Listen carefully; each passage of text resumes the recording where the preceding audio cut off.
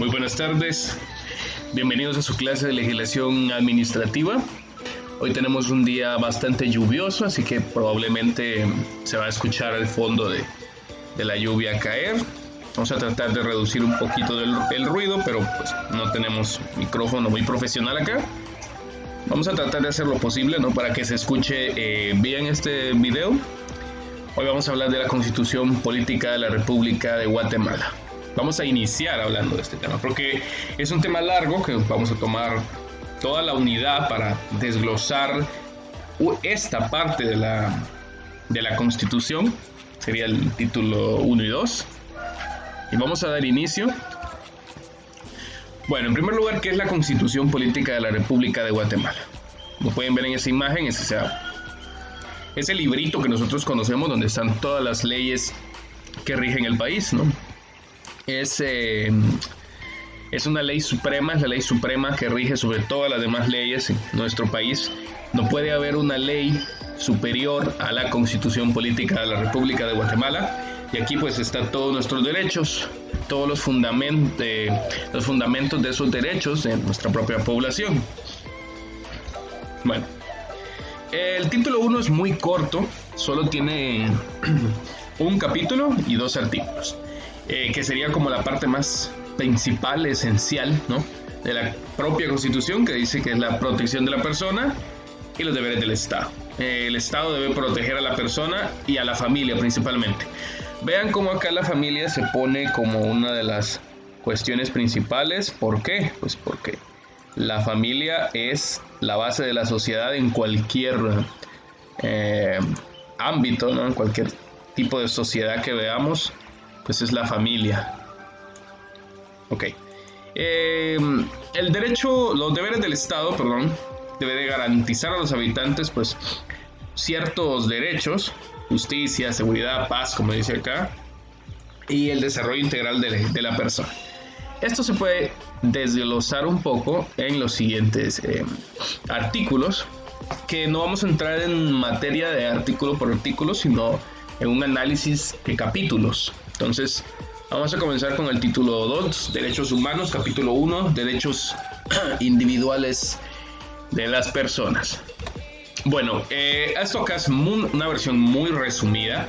Ustedes pueden ir y consultar, o en el documento que tienen de clase, ahí mismo está el enlace para poder abrir la Constitución. Si no la tengan físico, pueden consultarla ahí. Los derechos individuales del ser humano quedan plasmados en la Constitución, en la Carta Magna. Este capítulo comienza con los principales derechos, que el primero sería el derecho a la vida, y este derecho pues el Estado debe comprometerse a resguardarlo íntegramente. Sobre el derecho a la vida, ¿qué podemos decir? Todos tenemos derecho a la vida, derecho a poder estar en este mundo, a tener... Y esa vida es una vida digna, ¿no? No es el derecho a una vida de esclavitud, sino que una vida que se complementa con el resto de derechos. Lo pueden consultar ustedes ahí en los primeros artículos de la Constitución. Para poder garantizar esta vida, como ya dije, se necesita libertad e igualdad, no discriminación. Todos somos iguales ante la ley. Ese es un principio, una de las máximas de la Constitución, y es que todos tenemos las mismas, o deberíamos tener las mismas oportunidades y las mismas responsabilidades, ¿no? Bueno, en derecho, hablando en derecho, sí. Ahora bien, posteriormente los artículos siguientes hacen referencia a los procesos penales a los que el individuo puede enfrentarse. Cuando hablamos de esto, los procesos penales es, uno como ciudadano no está libre de poder cometer un delito. Entonces, si uno comete un delito, pues tiene ciertos derechos, porque recuerden acá, lo decíamos de la presunción de inocencia. Había una máxima bastante antigua que se llamaba in dubio pro reo, o sea, en caso de duda, a favor del reo. Quiere decir que, traducido de otro modo, ninguno es culpable hasta que sea vencido en un juicio y se demuestre que es culpable. Mientras tanto, toda persona es inocente, ¿no? Como acá mismo dice. Eso está en los artículos desde el 6 hasta el artículo 11, 12 13, si no estoy mal. Hay un poquito más, del 13 en adelante todavía. Ok.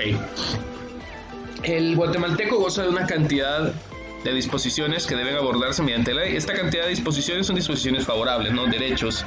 Podemos ver ahí el derecho de la defensa, ¿no? Podemos defendernos o tener alguien que nos defienda en un juicio. Derecho de que no nos pueden obligar, por ejemplo, a ir detenidos sin sin una justificación, ¿no? Algunas de estas disposiciones han sido derogadas. Por ejemplo, hablábamos un día de estos en clase con lo que era la pena de muerte, de que por qué la pena de muerte pues no puede funcionar en Guatemala. Podemos llegar a la conclusión incluso de que hay personas, porque las cosas malas existen, las personas que hacen cosas malas, muy malas, muchas veces podemos decir, sí, esta persona no merece la vida, ¿va? Por lo que hace. El problema, como yo mismo les repetía y se los dije ese día, era que mientras